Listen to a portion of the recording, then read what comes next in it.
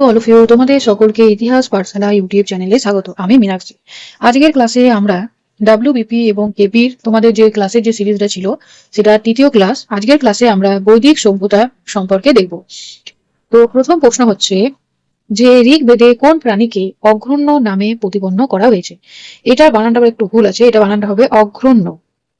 তাহলে এই যে বানানটা হবে, তাহলে অঘ্রণ্য মানে হচ্ছে যে যাকে হত্যা করা যায় না। আর এটা গরুকে বলা হতো, যে ঋগ্বেদে গরুকে বলা হয়েছে অঘ্রণ্য, যাকে হত্যা করা যায় না। গো সম্পদ বৃদ্ধির জন্য আর্যরা প্রার্থনা করত।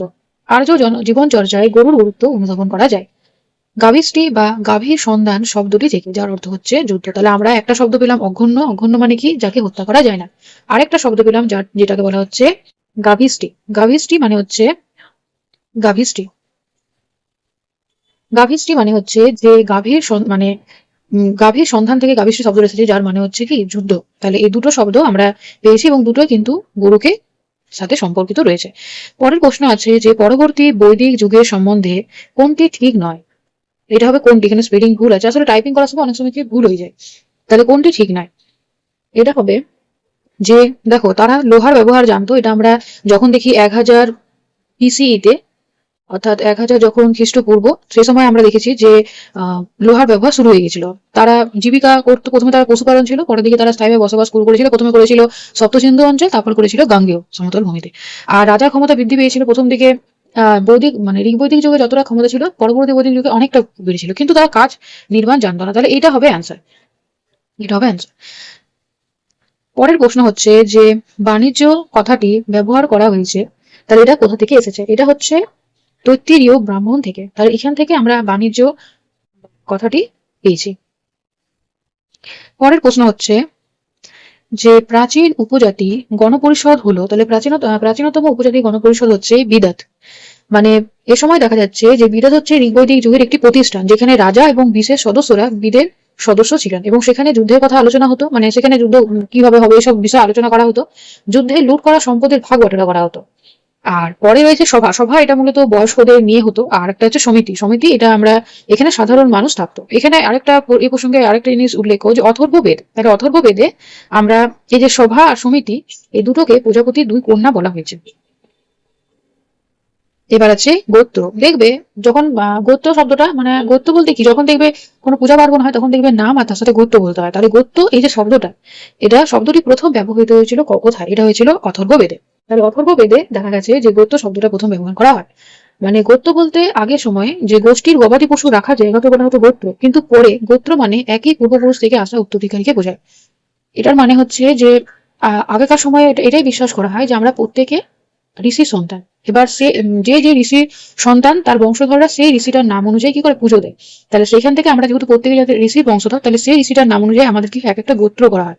তো সেটা আমরা অথর্ববেদ থেকে পাই। পরের প্রশ্ন হচ্ছে বৈদিক সাহিত্যের কোন অংশে বর্ণনা করা হয়েছে যে এক জীবন থেকে অন্য জীবনে মানুষের আত্মার মুক্তির পথ? এটা হচ্ছে উপনিষদে। তাহলে বৈদিক সাহিত্যের কোন অংশে বর্ণনা করা হয়েছে যে এক জীবন থেকে অন্য জীবনে মানুষের আত্মার মুক্তির পথ? তাহলে এটা আমরা উপনিষদ থেকে জানতে পারি। তো এছাড়া বাকি ধরো অপশন গুলো যেমন রয়েছে, একটা হচ্ছে প্রথম হচ্ছে সংহিতা, তারপর হচ্ছে ব্রাহ্মণ, এছাড়া রয়েছে আরণ্যক, আর দিয়ে হচ্ছে উপনিষদ। তাহলে এগুলো সম্পর্কে একটু জানি। যেমন হচ্ছে সংহিতা। সংহিতা বলতে ঋগ্বেদ, ঋক, সাম, যজু, অথর্ব, এই চারটাকেই বলা হচ্ছে সংহিতার মধ্যে। ব্রাহ্মণ, ব্রাহ্মণ মানে হচ্ছে যে সংহিতাগুলো ব্যাখ্যা করার জন্য তৈরি হয়েছিল গদ্যে লেখা ব্রাহ্মণ গ্রন্থগুলো। পরেরটা হচ্ছে যে আরণ্যক। তাহলে আরণ্যক এটা মানে হচ্ছে যে অরণ্যে যে সকল ঋষিরা বসবাস করতো তাদের জন্য মূলত এটা লেখা হতো, যারা অরণ্যে থাকতো তাদের জন্য আরণ্যক। পরেরটা হচ্ছে যে উপনিষদ। উপনিষদ এটার মানে হচ্ছে যে গুরু সমীপে বসে জ্ঞান অর্জন করা। এখানে ব্রহ্মবিদ্যা, আত্মা, চরম সত্যের রহস্য, এইগুলো। তাহলে তখনকার পড়াশোনা আর এখনকার পড়াশোনার মধ্যে বিশাল পার্থক্য আছে। এখনকার পড়াশোনাটা কি, যাতে আমরা প্রত্যেকে যাতে প্রতিষ্ঠিত হতে পারি, নিজে যাতে ভরণ পোষণের দায়িত্ব মানে নিতে পারি, সে পরিমাণ যেমন খরচটা আমরা বহন করতে পারি, তার জন্য পড়াশোনা। কিন্তু তখনকার দিনে পড়াশোনাটার লেভেলটা ছিল অন্যই, যেটা খুবই আধ্যাত্মিক টাইপের ছিল। তাহলে এটা যেটা অ্যান্সার, এটা আমরা উপনিষদ এটা এখানে বলা হয়েছে। পরের প্রশ্ন হচ্ছে যে চতুর্বর্ণ ভিত্তিক সমাজ ব্যবস্থা বর্ণনা করা হয়েছে। তাহলে চতুর্ভিত্তিক বর্ণনা এটা কোথায় করা হয়েছে? এটা ঋগ্বেদের পুরুষ সূক্তে করা হয়েছে। তো ঋগ্বেদে যেটা হচ্ছে দশম মন্ডল, মানে ঋগ্বেদে 10টা মন্ডল রয়েছে। তো দশম যে মন্ডল আছে, দশম মন্ডলে যেটা পুরুষ সূক্ত, সেখান থেকে আমরা জানতে পারি যে সমাজের বিভিন্ন মানে মানব সমাজের বিভিন্ন স্তরের উৎপত্তি নিয়ে বর্ণনা আছে, যেখানে ব্রহ্মার মুখ থেকে ব্রাহ্মণ, হাত থেকে ক্ষত্রিয়, উরু থেকে বৈশ্য, পা থেকে শূদ্রের উৎপত্তি, এগুলো রয়েছে। পরের প্রশ্ন হচ্ছে যে গায়ত্রী মন্ত্র কার উদ্দেশ্যে নিবেদন করা হয়েছে? তাহলে এটি হবে যে গায়ত্রী মন্ত্র সূর্য, তাহলে সূর্যের উদ্দেশ্যে দেখা গেছে যে কি করা হয়েছে, নিবেদন করা হয়েছে। এখানে বলা এই যে ধরো গায়ত্রী মন্ত্রটা, এটা ঋষি বিশ্বামিত্র, তাহলে ঋষি বিশ্বামিত্র তিনি এই মন্ত্রটা লিখেছেন। এবং তিনি সূর্য দেবতা সাবিত্র, তাহলে সূর্য দেবতা হচ্ছে সাবিত্র, সাবিত্রী নয়, সাবিত্র বা সবিতা, তার নামে উৎসর্গ করে এটা লেখা আছে। এবং এটা আমরা ঋগ্বেদের তৃতীয় মণ্ডল, সেখান থেকে আমরা এটা পাই, এই গায়ত্রী মন্ত্রটা সম্পর্কে লেখা রয়েছে।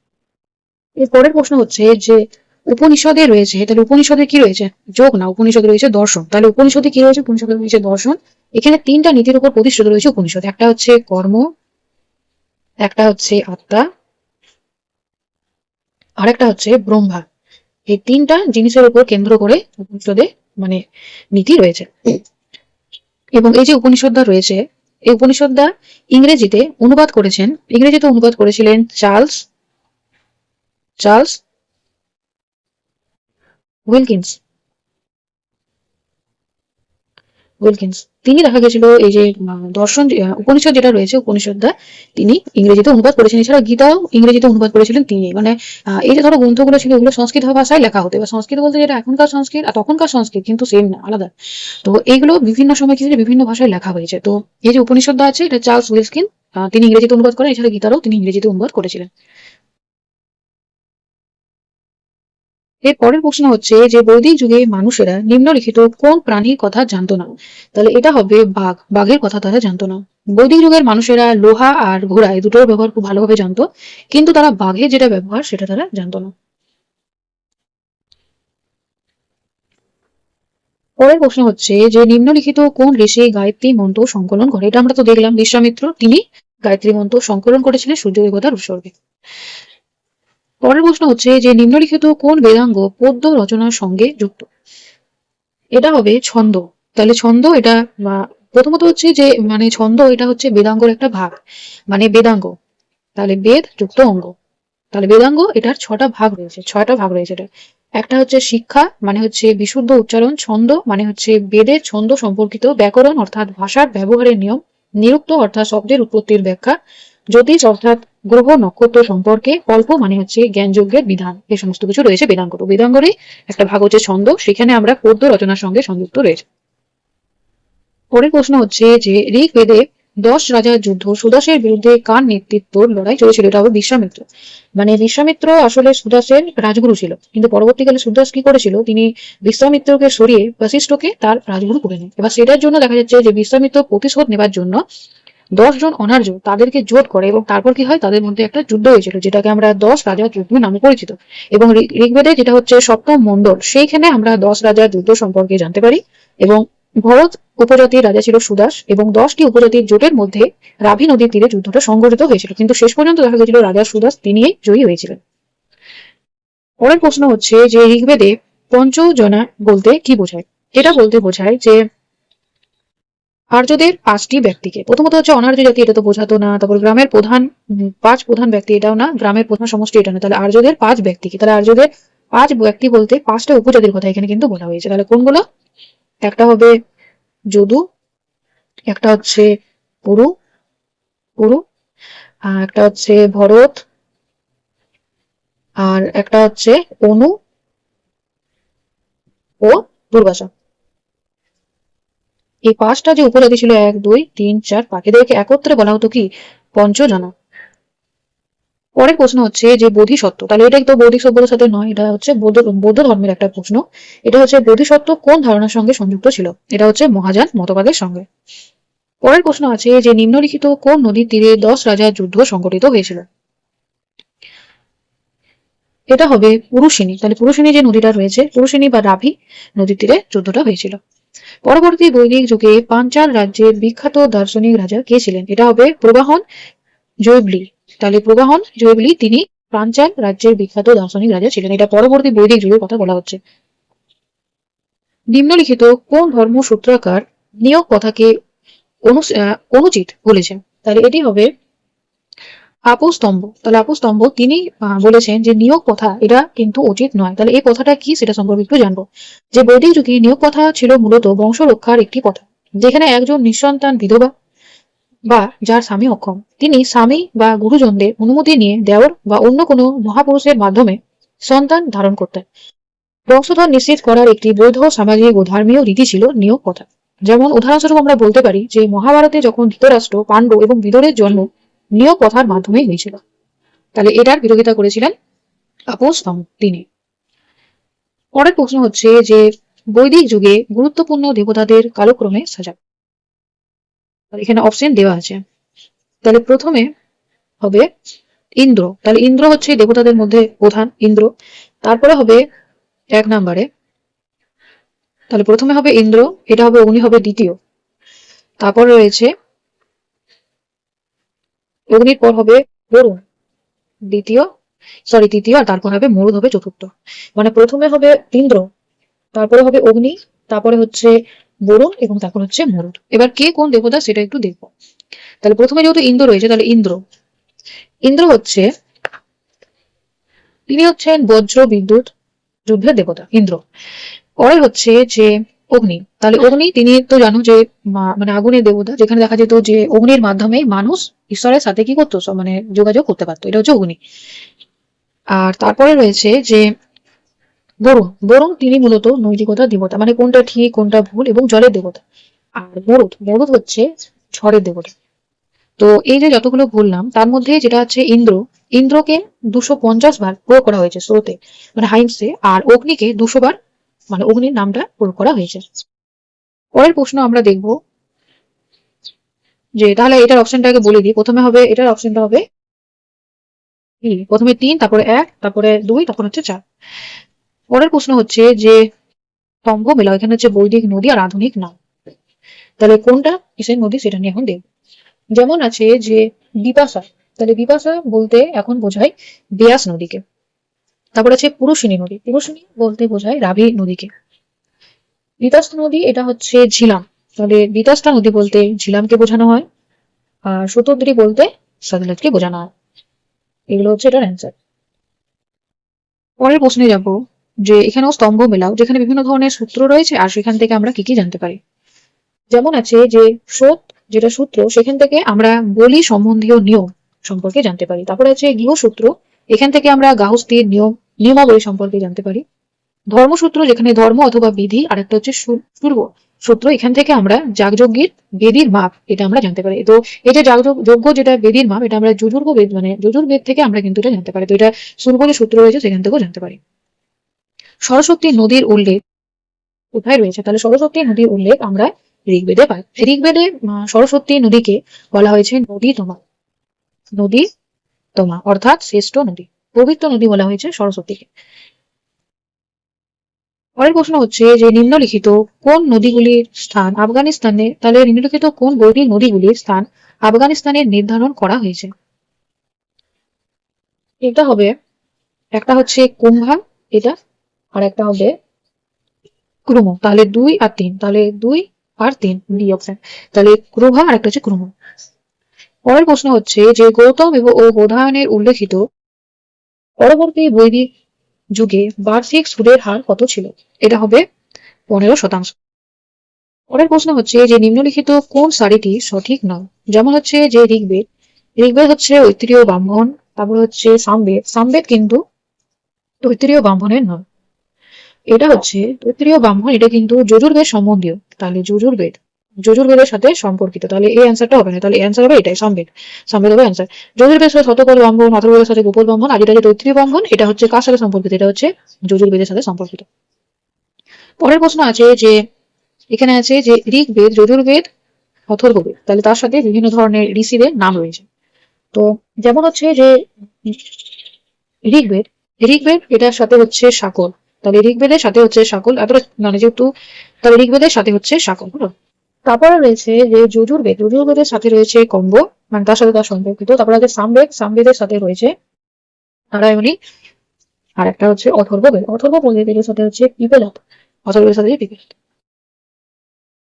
পরের প্রশ্ন হচ্ছে যে সর্বাপেক্ষা প্রাচীন বেদ কোনটি? তাহলে এটা আমরা জানি যে ঋগ্বেদ। তাহলে ঋগ্বেদ হচ্ছে সব থেকে প্রাচীনতম বেদ এবং এটা সরস্বতী নদীর তীরে লেখা হয়েছে। তাহলে সরস্বতী নদীর তীরে ঋগ্বেদ রচনা করা হয়েছিল এবং এখানে 1028টি শ্লোক রয়েছে এবং ঋগ্বেদে আমরা ওম শব্দটি সবচেয়ে বেশি বার উচ্চারিত হয়েছে, প্রায় 1028 বার। বাকি যেগুলো ধরো রয়েছে, যেমন ধরো সামবেদ, তাহলে ঋগ্বেদের পর আরেকটা হচ্ছে যে ঋগ্বেদ, এটা কিন্তু 1500 থেকে 1000 খ্রিস্টপূর্বাব্দ পর্যন্ত লেখা হয়েছে। আর যেটা হচ্ছে যে সামবেদ, সামবেদ এটা মূলত যেটা মানে সামবেদ থেকে আমরা সারেগামা পাধানিসা যেটা সঙ্গীত, সেটার উৎপত্তি হয়েছে। আর যজুর্বেদ থেকে আমরা যাগযজ্ঞ, মানে যজ্ঞে যে যা কিছু যাবতীয় নিয়ম, যেমন ধরো অষ্টমেধের যজ্ঞ, রাষ্ট্রীয় যজ্ঞ, বাজপেয়ী যজ্ঞ, এগুলো আমরা যজুর্বেদ থেকে জানতে পারি। আর অথর্ববেদ এটা হচ্ছে সব থেকে চতুর্থতম বেদ, যেখানে কি করা হয়েছিল, যেখানে জাদু, টোনা, চিকিৎসা এই সকল বিষয় সম্পর্কে আলোচনা করা আছে। তো যেমন আছে যে এই যে ঋগ্বেদ, ঋগ্বেদ যারা আবৃত্তি করতো তাদেরকে বলা হতো হৈত্রী, হৈত্রী বলা হতো। তারপরে হচ্ছে যে সামবেদ যারা পাঠ করতো তাদেরকে বলা হতো উদ্গাত্রী, উদ্গাত্রী। আর তারপর হচ্ছে যজুর্বেদ, যজুর্বেদ যারা পাঠ করতো তাদের বলা হতো উদ্ভার্য, এটা তাদেরকে বলা হতো। পরের প্রশ্ন হচ্ছে যে কোন বেদে গায়ত্রী মন্ত্র রচিত আছে, তাহলে এটা আমরা জানি সকলে, এটা হবে ঋগ্বেদ। তাহলে ঋগ্বেদের যেটা তৃতীয় মন্ডল, সেখানে আমরা গায়ত্রী মন্ত্র রচনা রয়েছে। পরের প্রশ্ন হচ্ছে যে বেদের অপর নাম কি, তাহলে বেদের অপর নাম হচ্ছে শ্রুতি। মানে যেহেতু শুনে শুনে মনে রাখতে হতো, তার জন্য বেদকে শ্রুতি বলা হতো। মানে বেদ অনেক পরে লেখা হয়েছিল।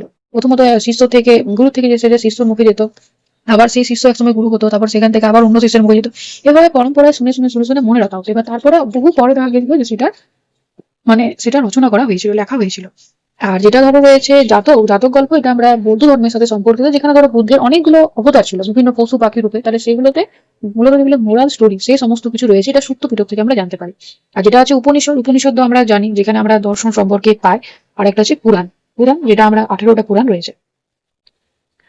এরপরে রয়েছে যে কোন বেদের সূত্রগুলো যজ্ঞের সময় গান গেয়ে গাওয়া হতো, তাহলে এটা আমরা জানি, এটা হবে কি, এটা হবে সামবেদ। তাহলে এটার অ্যান্সার হবে কি সামবেদ। সামবেদে দেখা যেত যে গিয়ে গিয়ে করা হতো। পরের প্রশ্ন হচ্ছে যে ঋগ্বেদে কতগুলো স্রোত রয়েছে, তাহলে এটা আমরা জানি 1028টি। ঠিক সেরকমই সামবেদে যেমন রয়েছে 1603টি, আবার যজুর্বেদে রয়েছে 1549টি, আর অথর্ববেদে রয়েছে 731টি স্রোত রয়েছে, হাইমস রয়েছে। পৃথিবীর কোন অঞ্চল থেকে আর্যরা ভারতে এসেছিল, তাহলে এটা অ্যান্সার হবে যে মধ্য এশিয়া। মধ্য এশিয়া, এটা মূলত ম্যাক্স মুলার তিনি এটা বলেছেন। ম্যাক্স মুলার, ম্যাক্স মুলার তিনি বলেছেন যে আর্যরা মধ্য এশিয়া থেকে এসেছিল। প্রথমে তারা সপ্ত সিন্ধু অঞ্চল, মানে বর্তমান যেটা ধরো পাঞ্জাব, সেই তার আশেপাশে অঞ্চলেই ছিল, যেখানে 7টা নদী, ধরো পাঞ্জাবের 5টা নদী এছাড়া আরো 2টো নদী, তাহলে সপ্ত সিন্ধু অঞ্চল, সেখানে তারা প্রথমে বসবাস করতো বৈদিক যুগে। আর পরবর্তী বৈদিক যুগে দেখা যাচ্ছে যে তারা, যেটা হচ্ছে গাঙ্গেয় সমতল ভূমি, সেই দিকে চলে আসছে। আর এই যে ধরো আর্যরা যে এসেছে, এটা নিয়ে বিভিন্ন ধরনের থিওরি রয়েছে, তো সেটা ছকও আমি তোমাদের স্ক্রিনে দিয়ে দিলাম, এটা থেকে এটা তোমরা একটু দেখে নিও। পরের প্রশ্ন হচ্ছে যে নিচের কোন আর্য জাতি ভারতে এসে প্রথম বসবাস শুরু করেছিল, তাহলে এই আগের প্রশ্নটাই, তাহলে এটা কি হবে সপ্ত সিন্ধু অঞ্চল। তাহলে এখানে কোনটা হবে, এটা হবে পাঞ্জাব। তাহলে পাঞ্জাবের 5টা নদী এছাড়া আরো 2টো নদী রয়েছে, সিন্ধু, সরস্বতী আর পাঞ্জাবের 5টা নদী, যেটা সপ্ত সিন্ধু অঞ্চল। কোন বেদে যাগযজ্ঞ ক্রিয়াকলাপের নির্দেশ দেওয়া আছে, তাহলে যাগযজ্ঞ এগুলো আমরা পাই কোথায়, যজুর্বেদ থেকে। যজুর্বেদ থেকে আমরা যাগযজ্ঞ পাই। আর এই যজুর্বেদে প্রথম আমরা ইটের কথা জানতে পারি, তাহলে ইটের কথা আমরা কোথা থেকে জানতে পারি, যজুর্বেদ থেকে। আর জ্যামিতিক যেটা জ্ঞান, মানে ধরো যজ্ঞের যে বিধিটা, সেটা আয়তাকার হবে না গোলাকার হবে না বৃত্তাকার হবে, সেইগুলোর যে শেপটা, সেটা আমরা যজুর্বেদ থেকে জানতে পারি, অর্থাৎ জ্যামিতিক আকার আকৃতি সম্পর্কে আমরা ধারণা পাই। পরের প্রশ্ন হচ্ছে যে ভারতীয় ইতিহাসের ওপর বৈদিক সংস্কৃতির প্রধান প্রভাব নিচে কোনটি, এটা হবে যে প্রথমত হচ্ছে যে নিচের প্রভাব কোনটি, এটা যে জাতপাতের প্রাধান্য। যেমন দেখো যে প্রথমে মানুষ যে যেমন কাজ করতো, সেই অনুযায়ী কিন্তু তার স্থান দেওয়া হতো। ধরো যে পূজা অর্চনা করতে পারতো, পড়াশোনার সাথে জড়িত, তারা হতো ব্রাহ্মণ। তারপর হচ্ছে যারা যুদ্ধ করতে পারতো, ভালোভাবে গাইড করতে পারতো, লিডার দিতে পারতো, অর্থাৎ নেতৃত্ব যেটা কোয়ালিটি থাকতো যার মধ্যে, তারা হতো ক্ষত্রিয়।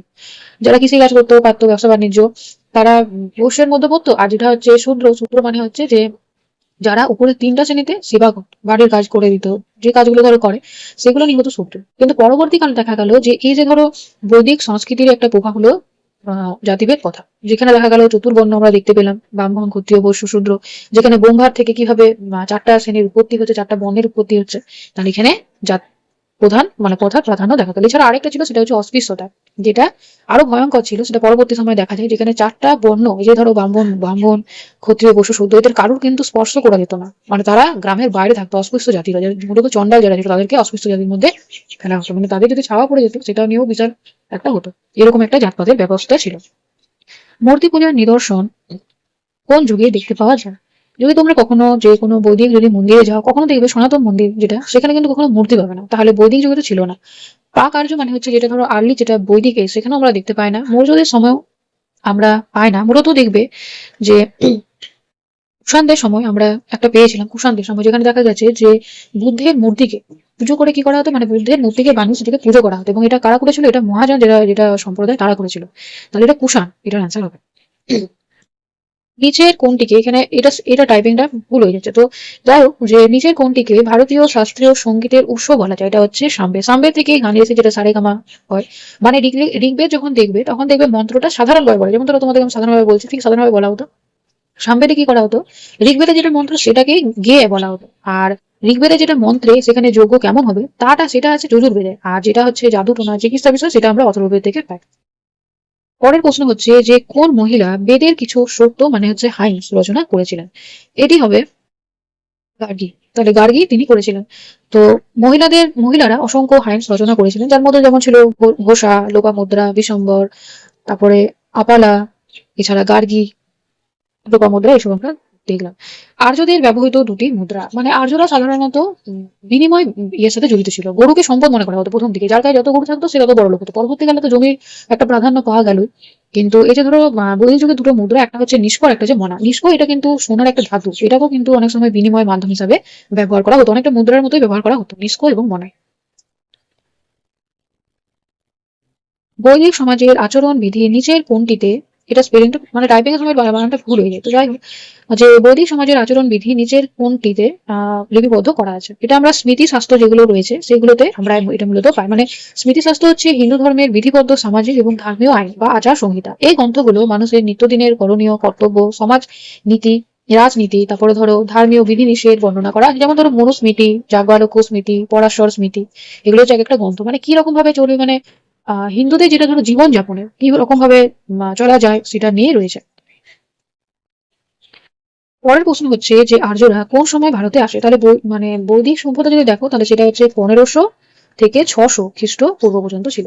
তো তাহলে 1500, প্রথমত আছে যে 2000 খ্রিস্টপূর্ব থেকে 1500, তাহলে এটার মধ্যে হওয়া উচিত। কারণ ধরো 1500 খ্রিস্টাব্দে দেখা যায় যে ঋগ্বেদের রচনা শুরু হয়ে গেছে, তাহলে তার আগে তারা এসেছিল। তাদের মানে তারপরে তাদের বসতি হতে হতে তো কিছুটা টাইম লাগবে। তাহলে এটা হবে 2000 খ্রিস্টপূর্ব থেকে 1500 খ্রিস্টপূর্বের মধ্যে। 1500 থেকে 1000 ঋগ বৈদিক যুগ, আর 1000 থেকে 600 খ্রিস্টপূর্ব এটা হচ্ছে পরবর্তী বৈদিক যুগ। আর 600 খ্রিস্টাব্দ অর্থাৎ খ্রিস্টপূর্ব ষষ্ঠ হতো, সেখানে আমরা বৌদ্ধ, জৈন, এই সময় আমরা বিভিন্ন ধরনের যেগুলো মহাজন পদ সেগুলো সম্পর্কে জানবো। পরের প্রশ্ন হচ্ছে যে প্রাচীন আর্যদের সময় গ্রামের প্রধানকে কি বলা হতো? এটা হবে গ্রামিণী। তাহলে গ্রামিণী বলা হতো। উপনিষদের মূল বিষয়বস্তু কি? তাহলে উপনিষদের মূল বিষয়বস্তু হচ্ছে দর্শন। এটা আমরা আগে আলোচনা করলাম, যেখানে গুরু নিকট সৃষ্ট বস্তু এবং বিভিন্ন ধরনের প্রশ্ন, ব্রহ্মা, এই সকল বিষয় নিয়ে বলতো। অর্থাৎ যেগুলো জাগতিক, যেগুলো ধরো জ্ঞান, আধ্যাত্মিক জ্ঞান, সেইগুলো এখানে স্থান পেয়েছিল দর্শনে। এই যোগসূত্র রচনা করেছিল। তাহলে পতঞ্জলি তিনি যোগসূত্র রচনা করেছিলেন, এবং এটা যোগের তত্ত্ব অনুশীলনের উপর সংস্কৃত একটি সূত্র। প্রার্থনা ও বলি সম্পর্কে লেখা প্রাচীন ভারতের গ্রন্থ নিচের কোনটি? মানে যেখানে ধরো প্রার্থনা এবং বলি এগুলো নিয়ে রয়েছে, সেটা হচ্ছে ব্রাহ্মণ গ্রন্থে। যেটা হ্যাঁ, এটা হচ্ছে ব্রাহ্মণ্য গ্রন্থ। পরের প্রশ্ন হচ্ছে যে মহাভারত অন্য কি নামে পরিচিত? তাহলে মহাভারত দেখা গেছে সময়ের সাথে সাথে বিভিন্ন ধরনের, যেটা ধরো মহাভারতের যেটা সংখ্যা সেটা বাড়ানো হয়েছিল।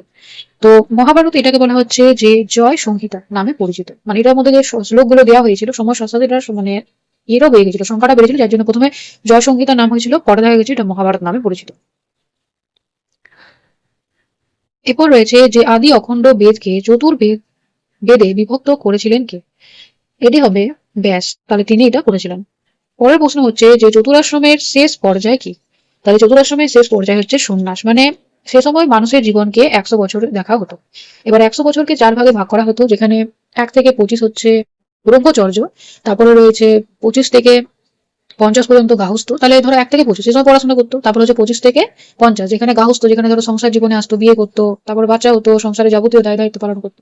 তারপর 50 থেকে 75 সে সময় আমরা বানপ্রস্থ দেখেছিলাম, যেখানে আস্তে আস্তে সংসারের প্রতি যেটা মোহ মায়া সেটা ত্যাগ করে দিত, এবং তারপর অরণ্যে বসবাস শুরু করতো, সেটা আমরা বানপ্রস্থ দেখেছিলাম।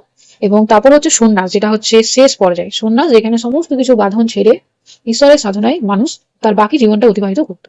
তো সে সময় দেখা গেছিল যে চারটা যে সম রয়েছে চতুরাশ্রম, তো এখানে মূলত ব্রহ্মচর্য গার্হস্থ্য এই দুটোর মধ্যে মানুষ আটকে যেত।